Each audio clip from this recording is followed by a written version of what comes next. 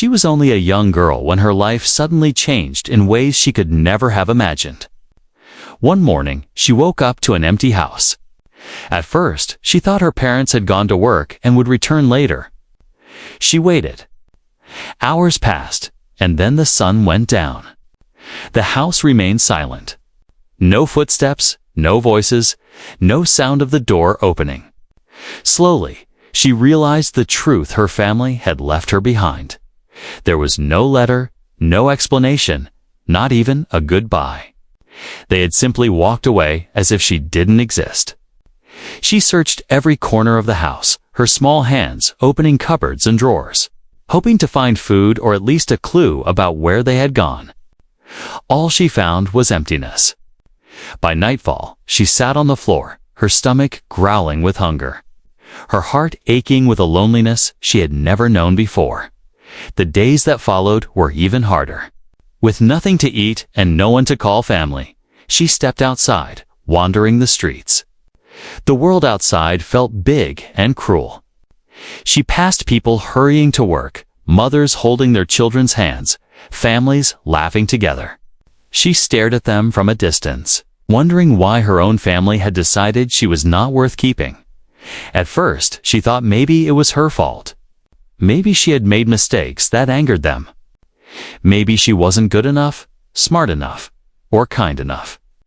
She carried these heavy thoughts in her little heart, blaming herself even though she was just a child. Every time she remembered the warmth of her home, the dinners, the voices, the comfort of a bed, her chest tightened with pain. Now, all she had was the cold ground and the fear of the unknown. The nights were the worst. She would curl up under broken benches or near closed shops, shivering as the wind blew against her thin clothes. Sometimes strangers would walk past and glance at her, but most turned their eyes away, pretending not to see. It was as if she was invisible to the world. She tried to sleep, but hunger kept her awake, and fear filled her mind. What if someone harmed her? What if she never found safety again? Still, there was a strange strength in her. Each morning, she would get up, dust off her clothes, and walk with her head held as high as she could.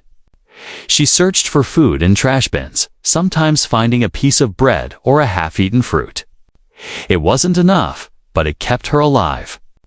And even in those painful moments, she whispered to herself that she must keep going.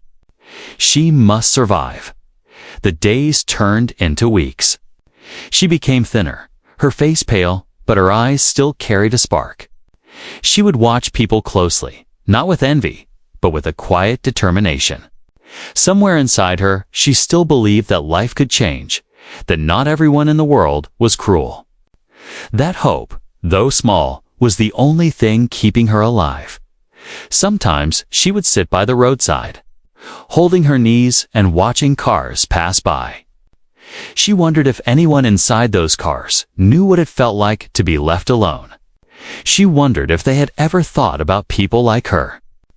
Every time someone dropped a coin near her, she would whisper a thank you.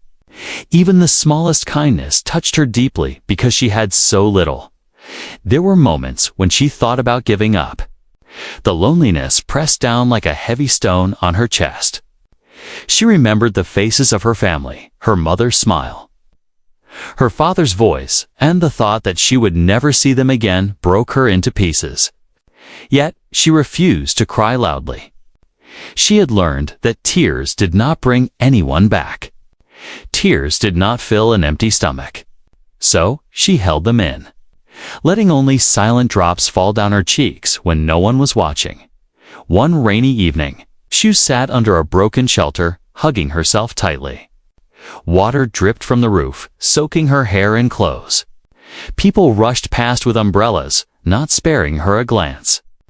The cold pierced her bones, and she felt weaker than ever before. She whispered to herself, "Just hold on. Just one more day. Something good will happen." She did not know why she kept believing in it, but she did. It was in moments like this that life tested her the hardest. She was abandoned, forgotten, and left with nothing. Yet, inside her small body was a heart that refused to give up. She didn't know it yet, but this very strength, the strength to keep living when everything was against her, would one day change her life in ways she could not imagine. For now, she remained that little girl on the street, invisible to many, waiting for something or someone to finally notice her.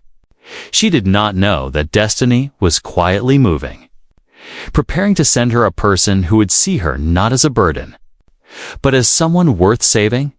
That rainy evening seemed like every other night of her struggle. She sat quietly on the cold pavement, raindrops sliding down her face like tears she no longer had the strength to shed. Her thin clothes clung to her small frame, and her lips trembled from the chill. People hurried past, holding umbrellas, stepping into shiny cars, escaping the storm as if it were nothing more than a small inconvenience. To her, the rain felt like the whole world pressing down on her. But then, something unusual happened. Among the crowd, a tall man stopped walking. He didn't rush past. He didn't turn his face away. Instead, he paused, staring at the little figure huddled under the broken shelter. His eyes narrowed, not with disgust or pity, but with something else: curiosity. He was not an ordinary man. His name was known in the city, whispered with respect and sometimes with envy. A powerful tycoon, a man of vast wealth and influence, the kind of person people usually bowed to or tried to impress. His sharp suits and polished shoes always carried the scent of authority. He was used to boardrooms, big decisions, and endless meetings with men who measured everything in numbers. But for the first time in years, he found himself staring not at a contract, but at a child. Something about her caught him. Maybe it was her eyes. Even though she was tired, pale, and weak, her eyes were still alive. They didn't beg. They didn't plead. They held something he had not seen in a long time: quiet strength. She looked at the world as if it had crushed her but not broken her spirit. He approached slowly. She noticed his shadow first and looked up, startled. Most people walked away when their eyes met hers, but this man didn't. He crouched down so he wasn't towering over her and asked gently, "Why are you here, child?" For a moment, she said nothing. She had learned not to trust questions. Words were cheap. Promises were dangerous. But there was something in his voice that sounded real. Hesitantly, she whispered, "My family left me. I have nowhere to go." The tycoon's chest tightened. He had spent his life building empires, earning more money than he could spend. But he had never heard words so heavy and simple. "My family left me." He thought about his own childhood, the loneliness he had hidden under layers of power. Few people knew that behind his success was a man who had once felt abandoned too. He bought her food first. Nothing fancy, just warm bread and soup. She ate quickly, not out of greed, but as if each bite was survival itself. He watched her carefully. Many children he had seen on the streets grabbed food with desperate hands. But she paused between bites, whispering "thank you" softly, like every spoonful was a gift she didn't deserve. That night, he couldn't sleep. Her face, those eyes that whispered "thank you," haunted him. He lay awake in his mansion, surrounded by silk sheets and quiet halls, realizing how empty his wealth felt compared to the spark of life he had seen in a single child. The next morning, he made a decision. He could have easily given her money, placed her in a shelter, or paid someone else to take care of her. But something deep inside told him that wouldn't be enough. This was not charity. This was something more. For the first time in his life, he wanted to give not just food or money, but a home. He returned to the spot where he had found her. She was still there, sitting quietly. Her small hands clasped together as if she were praying for something she no longer believed would come true. When she saw him again, her eyes widened. No one had ever come back for her before. He held out his hand. "Come with me," he said. She hesitated, trembling. "Why?" He smiled faintly. a rare softness crossing his face. "Because you deserve more than this. Let me give you a chance." For a long moment, the girl stared at his hand, unsure whether to trust him. But something in his voice felt different from the empty promises she had heard before. Slowly, she placed her small hand in his. That single touch changed everything.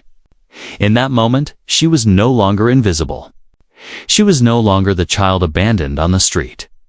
She had become someone worth saving in the eyes of a man who could change her life. And the tycoon, a man who had thought he owned everything, suddenly realized he had been missing the one thing money could never buy: purpose. From that day, he would not just be a businessman. He would be her guardian, her protector. Her family, what neither of them knew then, was how deeply this decision would transform them both. She thought she was the one being saved. But in truth, the tycoon was also saving himself. The first night in the tycoon's mansion felt like a dream to her. She had never seen such tall walls, polished floors, and bright lights that stayed on even after sunset. The bed was soft, almost too soft, as if it might swallow her whole. She lay awake for hours, unable to believe this new reality was truly hers. For years, she had curled up on hard pavements, shivering under the sky. Now, she was surrounded by warmth and comfort, but comfort alone was not enough for her. Deep inside, she carried the scars of abandonment, the wounds left by the family who had walked away. Every time she heard laughter echoing in the halls, she wondered if it was real, or if one day she would wake up and be left alone again. The tycoon noticed her silence. He was not a man known for patience, yet with her, he learned to wait. He gave her space, but he also gave her something more valuable: trust. Slowly, he introduced her to books, tutors, and lessons. He wanted her to learn, not just to survive, but to thrive. At first, she struggled.